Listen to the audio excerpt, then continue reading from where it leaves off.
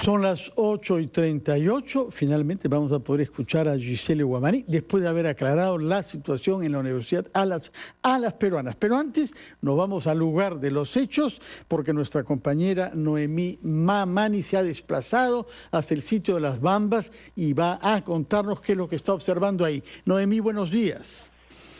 ¿Cómo estás, Fernando? Patricia, Josefina, buenos días. Nos encontramos en el distrito de Chalhuahuacho, estamos en la región Apurímac.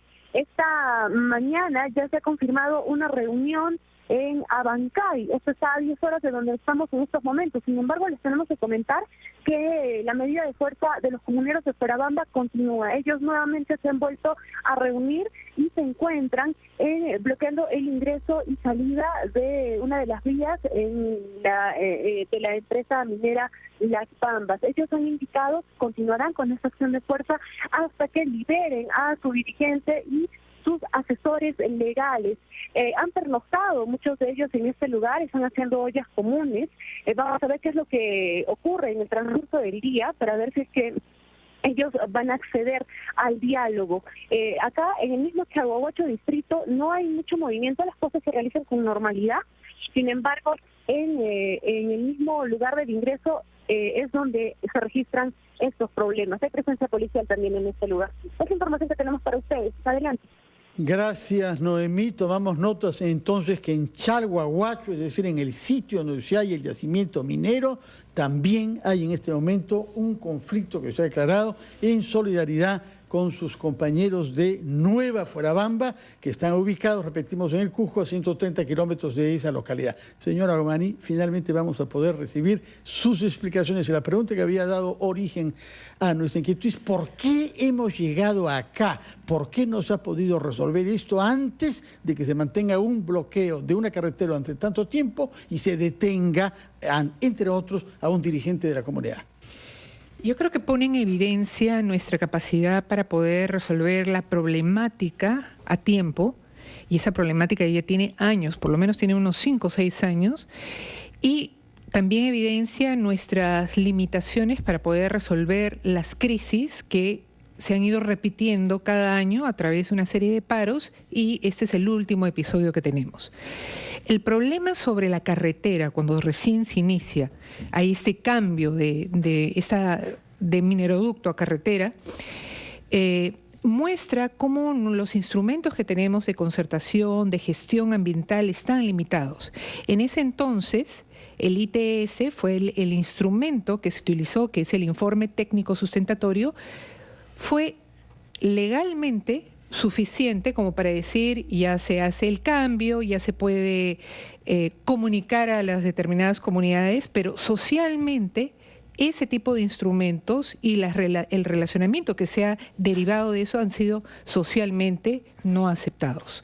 Entonces tenemos como que hay dos aspectos. Uno es toda la parte legal, formal, que estamos escuchando de muchos funcionarios diciendo no, pero se han hecho los papeleos, el Ministerio de Transporte está haciendo el proceso, etcétera, etcétera. Es decir, la parte formal. Y si vemos también inclusive la detención de los abogados, y el líder también dice formalmente hay evidencias, pero el otro aspecto es el manejo del caso en su aspecto social, estratégico, de conocimiento del conflicto, de la sensibilidad de la situación, para poder ya dar un paso a la crisis total. Son dos planos diferentes y vemos que precisamente las personas responsables de este caso tienen poca coordinación, poco alineamiento con los diferentes estados o representantes de gobierno, tanto a nivel regional como local, y también vemos que hay una fragmentación. Cada año hay un manejo del conflicto con diferentes comunidades que han ido protestando con respecto siempre en torno a la carretera, a demandas incumplidas, o más de 100 convenios suscritos con MMG y que han sido deficientemente incumplidos. Entonces, hay una suerte como de divorcio entre este formalismo en el cual se escuda el Estado, que no le falta razón, porque todo es perfectamente legal, y esta suerte de necesidad que tienen las comunidades de ser escuchadas, de que se les consulte, de dar su visto bueno. Yo ponía como contraejemplo lo que pasa en las ciudades, porque a veces creemos que lo que pasa en el campo no tiene nada que ver con lo que nos pasa a nosotros.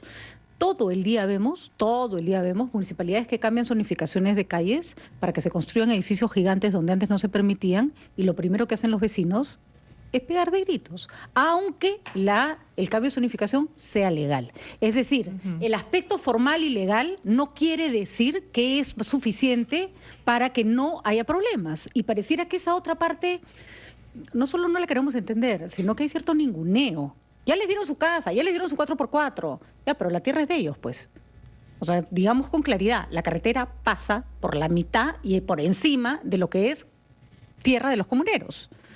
Sobre todo, ¿cómo resolvemos esa suerte de dicotomía que se repite en todos los conflictos sociales?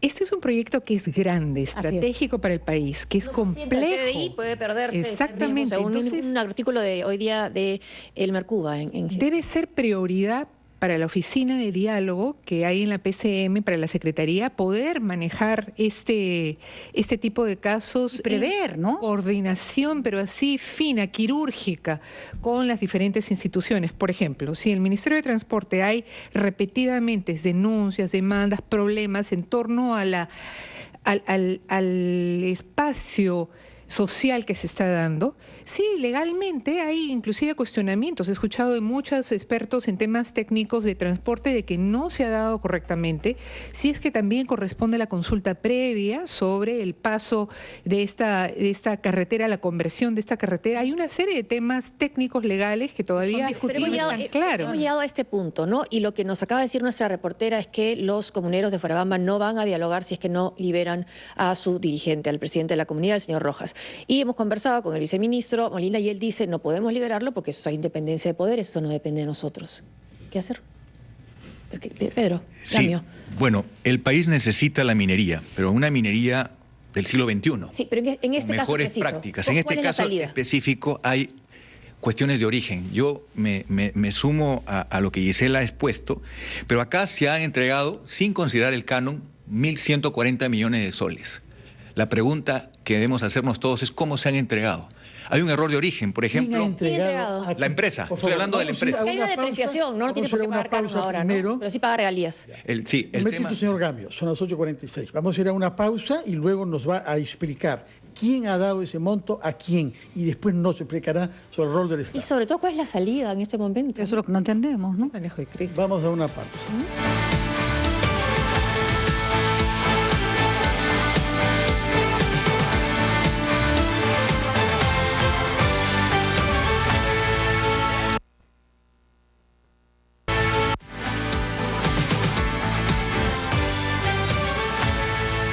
Son las 8:50 de la mañana y la palabra la tenía el señor Pedro Gambio, quien ha sido viceministro de Energía, y nos está explicando que se había dado dinero. Explíquenos quién ha dado a quién ha recibido y quién no.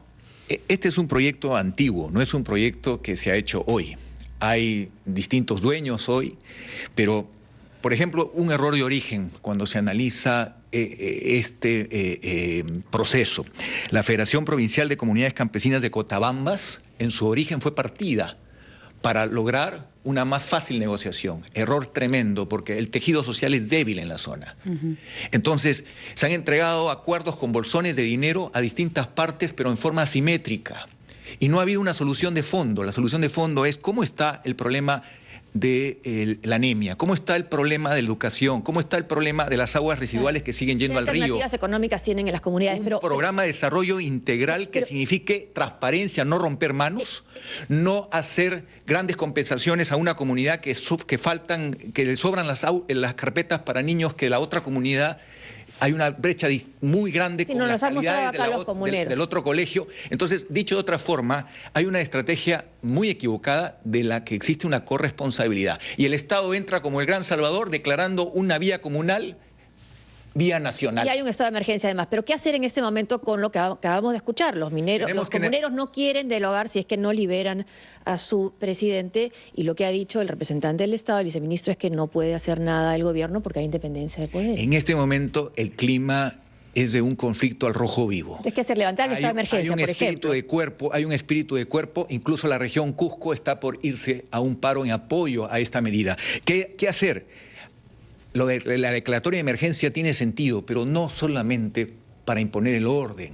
necesitamos una declaratoria de emergencia de la gestión país. No puede levantar el estado de emergencia en la zona. No puede ser que esta zona haya recibido solo de aporte privado, sin impuestos, sin regalías, 1.140 millones de soles y las carencias sociales sigan críticas. Es decir, aquí hay un problema de una reproducción de un modelo que no funciona.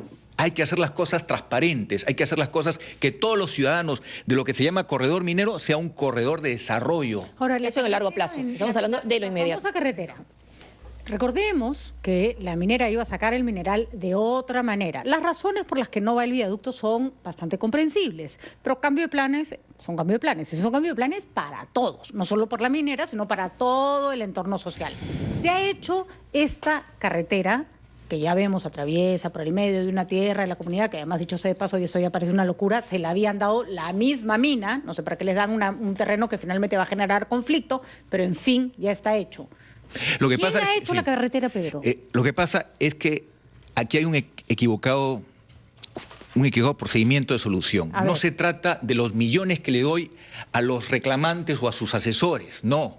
Se trata de que hay verdaderas carencias sociales en la zona y eso no se está resolviendo. Eso no se está resolviendo y ese es el gran problema de todos nuestros conflictos sociales, que claro, les dicen ahora tienen casa, sí, pero antes se le han pasado siglos sin tener nada y se la van a seguir pasando siglos. ¿A dónde quiero ir? A que he visto proyectos en el Perú donde la gente humilde sale a defender un proyecto porque el proyecto significa un cambio radical en su forma de vida. Y aquí no se está diciendo agua sí, oro no, o cobre sí. O sea, no hay un sentimiento antiminero en este caso de las Bambas. Por ejemplo, señor Ibarra.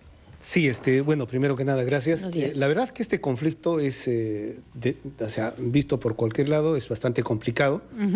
Primero porque creo que el Estado se ha demorado en dar una respuesta, porque no hay una estrategia, no se está articulando, digamos, cómo tú tienes que haber, son 50 días. Ahora, no estamos hablando solamente de que pasó ayer. El Estado se ha demorado, pero hay que evitar soluciones como, por ejemplo, fueron las de Bagua, el Baguazo. ¿Usted estuvo en la PCM durante el Baguazo?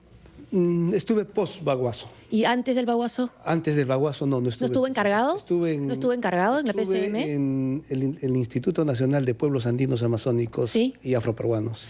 Durante el Baguazo. Quisiéramos volver, por favor, al tema. Pero digamos, es un ejemplo trágico de lo que no se debe hacer. No, obviamente. Y es un ejemplo de lo que podría volver a ocurrir. Sí, en ese punto, porque no se, otra vez, hacer el Tratado de Libre Comercio fue una buena idea, sí. Hacerlo sin tomar en cuenta lo que las personas podían creer o cómo les podía afectar fue el error. Insistimos, ¿qué pasa con esta vía que se hace de la minera hacia Matarani? ¿Quién la hace? ¿Por qué la hace? Porque finalmente esa vía, hay que decirlo, sirve para que salgan los camiones de la mina, para algo más, no sirve para mucho más. No es poca cosa, pero no sirve para mucho más, ¿no? A ver, sin ánimo de no querer responder de repente lo de Bagua, lo puedo hacer en cualquier momento. Lo del Bagua, una precisión nomás, porque he visto esto, es una página de la PCM, un informe del 27 de mayo del 2009, y hablan de una conversación entre el Ejecutivo y las comunidades amazónicas, y afirman que con la presencia de los representantes del Ejecutivo encabezados por el funcionario de la presidencia del Consejo de Ministros, Ronald Ibarra. Sí, fui post-Bagua y evitamos de que... Post-Bagua, pero eso es el 27 de mayo del 2009. Bagua fue el 5 de junio. Sí, lo que pasa es que yo en ese entonces estaba en el Instituto de Pueblos Andinos Amazónicos. ¿Pero no era representante del Ejecutivo ahí entonces? Sí, lógicamente. Parte del Ejecutivo. Pertenecía a la PCM. Era un organismo público descentralizado de la PCM. Pero digamos, voy a responder el tema de las Bambas. No se explica por qué pasó mal ahí, que no debe volver a pasar. Después conversamos, no hay ningún problema, con mucho gusto. A ver, vamos.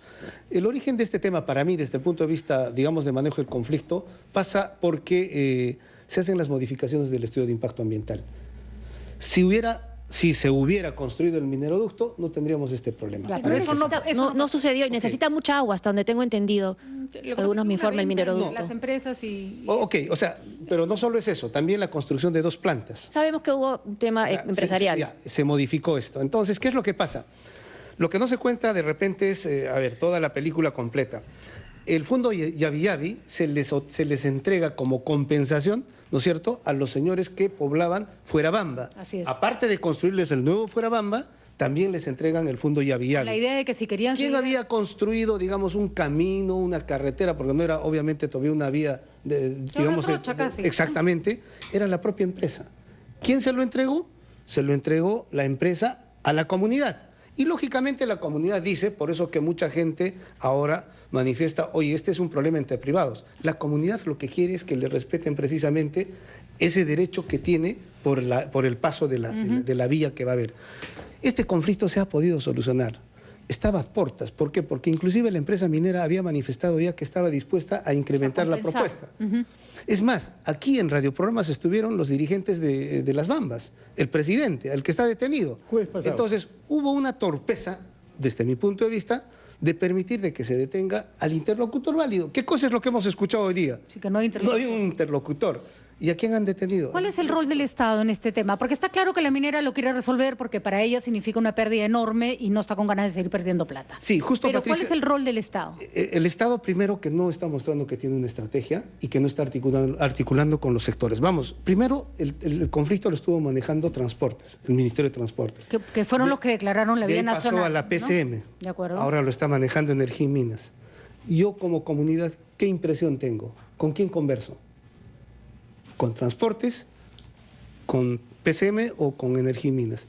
¿Quién articula? Nosotros hemos institucionalizado el manejo de diálogo, eso lo sabe Giselle. ¿Quiénes somos nosotros? ¿No? Y la PCM, o sea, nosotros digo en su momento, cuando nos dio la ocasión. Después de la tragedia de Bagua. Lo que se hizo es, digamos, hacer de que haya un ente en el Estado que tenga la capacidad de coordinar este manejo de los conflictos. Retomando lo que decía Josefina, usted formó parte entonces del grupo de acercamiento a las personas que estaban en el conflicto de Bagua. ¿Cuál fue el error? Porque, ojo, ahí hubo un error con características similares.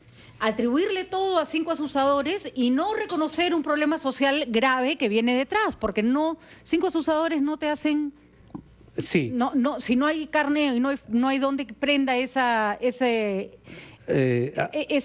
estrategia, no funciona, pues, ¿no? O sea, que tiene que haber gente indignada o gente con ganas de reclamar. El tema de las lecciones aprendidas, ¿no? ¿Hemos aprendido o no hemos aprendido la lección? ¿Qué falló? Nos va a decir después de la pausa, porque es importante saber si hemos aprendido o no lecciones. Claro. Titulares de la hora y regresamos con el señor Guamaní, el señor Gamio y el señor Ibarra.